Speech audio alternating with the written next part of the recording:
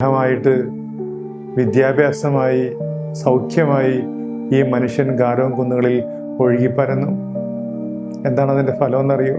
1979 അദ്ദേഹം ബിഷപ്പാകുമ്പോൾ വെറും 40,000 ക്രിസ്ത്യാനികളാണ് അവിടെ ഉണ്ടായിരുന്നത്. അദ്ദേഹം റിട്ടയർ ചെയ്യുമ്പോൾ അത് 3 ലക്ഷം പേരാണ്. നമ്മളൊക്കെ ധാരാളം പ്രവർത്തിക്കുന്നുണ്ട്, പുണ്യം പറയുന്നുണ്ട്, ആരാധന നടത്തുന്നുണ്ട്.